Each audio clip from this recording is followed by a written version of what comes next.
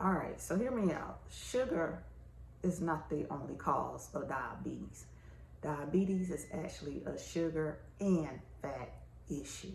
All right, so here's the thing: the average person should have probably about 1 teaspoon of sugar floating around through his body to give us energy. The proper name is glucose. All right, so we use the words glucose and sugar interchangeably. So the average person should have about 1 teaspoon of glucose, i.e. sugar, floating through their bodies, trying to get into the cell to give them energy. Well, unfortunately, the bad part about it is that most Americans have about 30 teaspoons of sugar. That's a lot. Like, that's a lot. It's a hell of a lot, right? So because this is so much sugar, excess sugar, the body doesn't know what to do with it, because anything in excess in our body turns to fat.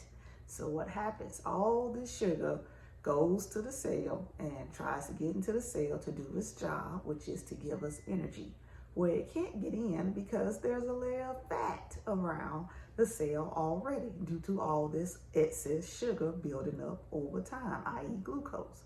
And so because it can't get in, the sugar becomes like, dude, what am I supposed to do? Where am I supposed to go? Like, how does this work? So it gets rejected and it gets returned back to the blood, all right?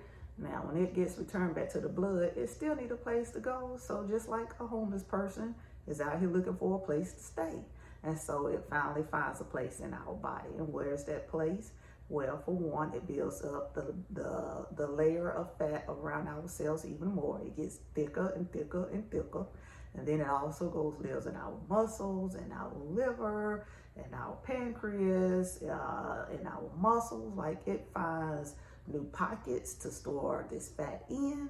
It literally finds a place to stay wherever it can, just like a homeless person. And so that's a bad thing, right? Because now we have all this excess fat in our bodies, and that's what's causing us the most issues. And the worst part of it is that when all this fat goes take up residence in our pancreas, that's when you get notified that you have diabetes, all right? So it's just not a sugar issue, it's a sugar and fat issue. And that's what we have to work through, the sugar and the fat. And so how do we fix this issue? How do we, reverse type 2 diabetes? Well, we gotta drain the fat, all right? We gotta drain our tanks, we gotta get rid of the fat. And we also have to modify our diet, okay? And so over the next 30 days, I am going to be helping you with that. If you guys don't know who I am Dr. Shiva Quinn. I'm a plant-based nutritionist and also founder of the Liberated Kitchen. And so people come to me when they want to fix their health, but more recently here, people have been coming to me all summer long wanting help with type 2 diabetes. So we're gonna help that issue, all right? So for the next 30 days, I am going to be giving you 30 days of tips, tricks, resources, and all the things to help you get through type 2 diabetes and possibly reverse it, all right? So today is day one, and here's what I need you to do for day one. I need you to call your doctor, all right? Get your doctor on the phone and say, hey, listen, I am trying to reverse this type 2 diabetes. That's if you want to say that, right? I don't know what kind of relationship you have with your doctor. Some of these doctors sensitive. But either way, call your doctor and be like, hey, I need to schedule an A1C test for 30 days out, all right? I'm going to come in 30 days to have my A1C tested, because here's the thing. If you follow and do the things that I'm telling you to do within 30 days or 30 days after this challenge is completed, you should be able to see your A1C level go down. So contact your doctor and let your doctor know that you are changing your diet because you're trying to manage your diabetes better, and schedule to have your A1C checked in 30 days, and let's see where you're at. All right. So again, it is not just a sugar issue. It is a sugar and fat.